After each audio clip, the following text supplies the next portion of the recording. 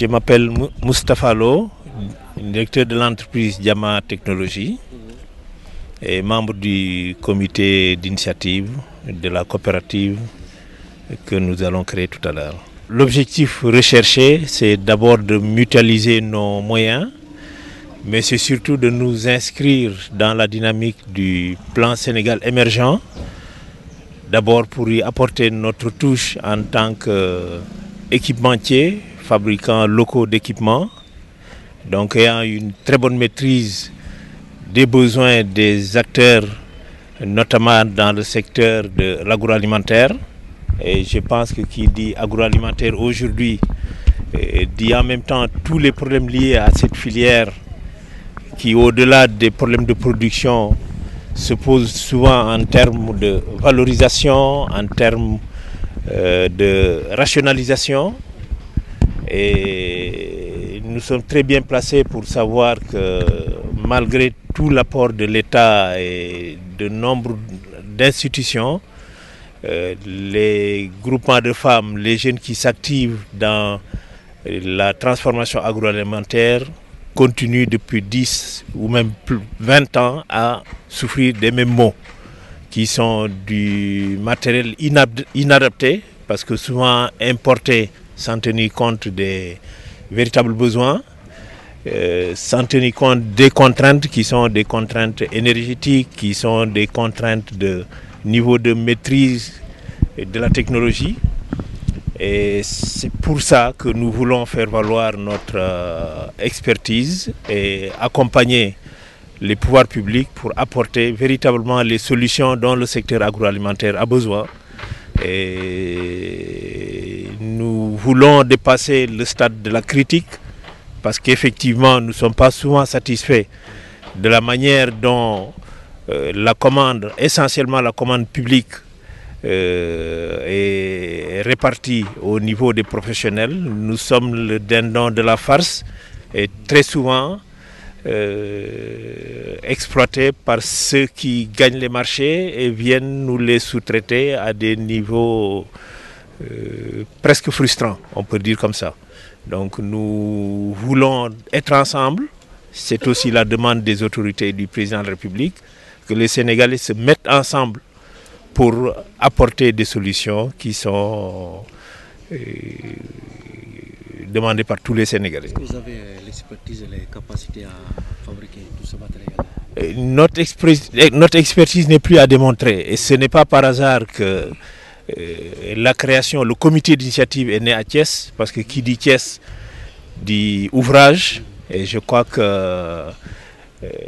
ceux qui sont à côté de moi, M. Pen Momodou, à qui nous avons réservé le titre de président d'honneur de cette coopérative, et il le mérite très largement, je crois que n'a plus à démontrer que son atelier sort des produits, je dirais même les produits qu'il faut pour les besoins de la transformation locale. Monsieur Gueye est à côté de moi, Monsieur Baldé qui est à côté de moi et qui fait vraiment l'honneur du comité d'initiative, parce que représentant les 3 régions qui sont aujourd'hui en pôle position pour le choix du développement du Sénégal à partir de l'agriculture, je crois que les efforts qu'il fait en Casamance aussi, dont j'ai l'intime conviction que les ONG et les organisations qui sont sur place sont fiers de ce qu'il fait, on n'a plus rien à démontrer. Et je crois que très prochainement, le Sénégal verra les choses que nous sommes en train d'organiser. Ce n'est pas pour apprendre à faire, mais c'est pour montrer ce que nous savons faire. Et voilà, nous n'excluons personne. Et je crois qu'à l'honneur de M. Baldé, il tient à ce que la coopérative soit élargie le maximum possible pour que nous autres qui avons des ateliers déjà équipés, déjà opérationnels, nous puissions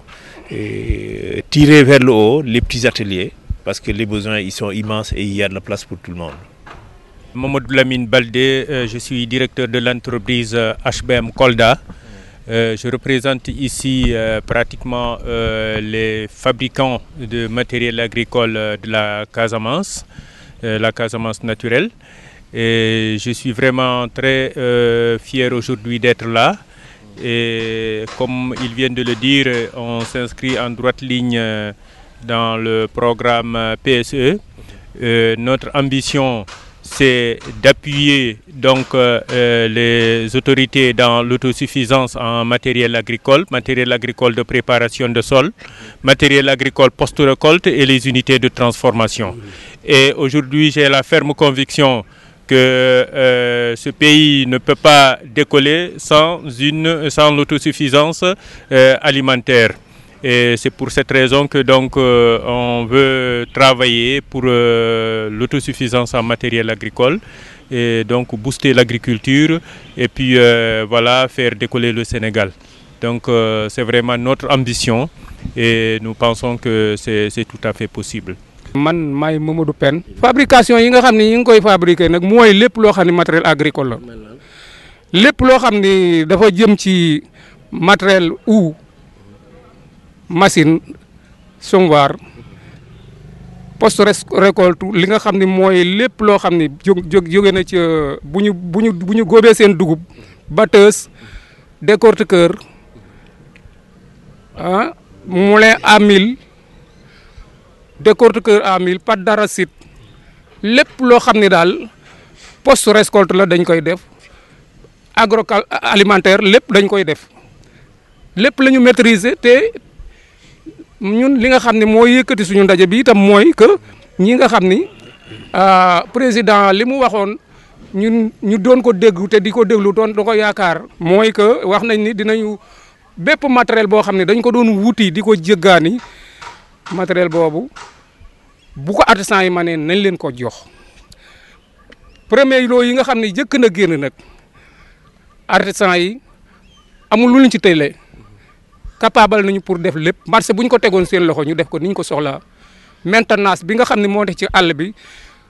bu fekkee daje nañu Sénégal kay maintenance léegi dootul dekk benn problème ci ñun parce que région bu ci nekk ña koy def mën nañu suivre mu maintenance ba nekk foofu su fekkee nag yëkk ni ko joxe ko ay individuel je crois que individuel yooyu bu fekkee ni matériel bi am na problème ci àll bi defe naa suivi boobu warul mën a nekk ci ñoom parce que kenn lañ ko jox wala ñaari nit ñaari nit lañ ko jox marché bi ay milliards artisans yi nga xam ne nag ñoom moom la ñu waroon a jël sax ñoom sous-traité leen artisans yi région yëpp a ngi nii taxaw benn artisan boo xam ne dañu xam ne kii lii mooy métier am lii lay def ñëpp xam ko ci kenn joxuñu ko ci ñoom ñëpp a ngi taxaw nag ñoom laay waxal waxulu ma man sama bopp rek mais il faut ma leeral loolu ba ñoom parce que looloo waral mbir mii ñu tase ko am lu ñu metti lu ñu naqari ñu di ko jooy nag di ko yëgal président de la république di ko yëgal itam autorités yi nga xam ne ñoo nekk fii ci région bi ak région yi yëpp rek kon loolu moo ñu yëkkati ba ñu am naqar ba tax ñu xalaat waxtaan wax ni nañu boole suñu bopp parce que loolu nag wax dëgg yàlla lu ñu rëccoon la waaye nag buñ ko joxee nit itam war na mën a yëkkati ñi artisan yi nga xam ni ñoo ko man parce que bu ñu ko jëlee ñoom mënuñu ko kenn amu ci atelier kenn yoru ci personnel benn kenn ku ci ne sa bureau nga yor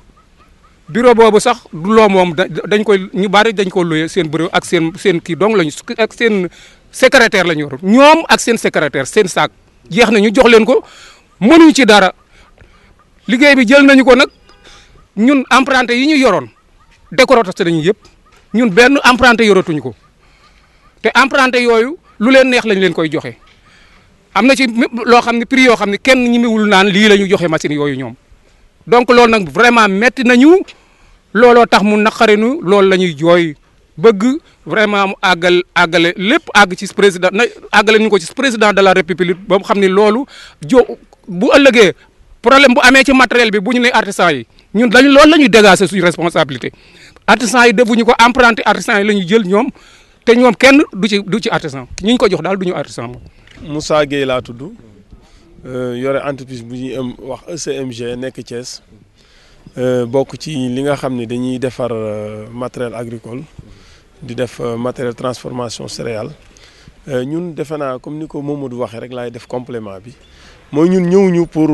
xeex wala ñëwuñu pour def lenn dañu ñëw pour booloo nekk benn Sénégal partout muy région bu tudd am nañ fa membre boo xam ne ràññee nañ ko ci liggéey boobu mu ñëw pour ànd ak ñun ñu def benn coopérative boo xam ni fa ñuy joxe marché yi dañuy fay dem di postuler ci marché yi di joxe droit yi nga xam ne moom la ñuy laaj ak bépp référence technique boo xam ne dañ koy laaj ñu joxe ko loolu moo nu tax a jóg bi mu nu taxee jóg itam ñu xam ne loolu kat booloo mooy tax ñu mën koo am te loolu lu jafe la mu ñi bokk métier bokk lu ñuy def booloo bokk benn initiative boo xam dañuy taxaw benn coopérative pour loolu ñu def nag siège bi mu nekk Thiès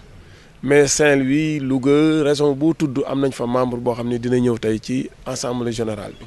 bi ñu fas yéene taxawal commission boo xam ne day fal ay bureau fal ay comité d'initiative bi nga xam ne mooy taxaw mooy génne lépp loo xam ni cellule bu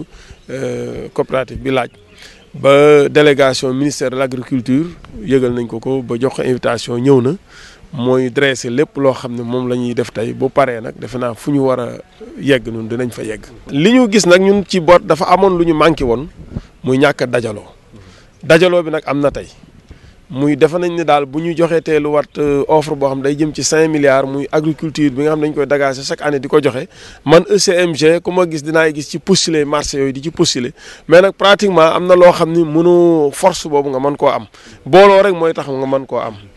booloo bi ñu booloo nag loolu lañ ci jublu muy marché yi lépp lu ñu jox ci marché surtout fabrique bi ba suivi bi ba garantie bi yëpp ñu di ko mën a respecter parce que fenn fu ne dañ fa am membre loolu amuñu ci tiit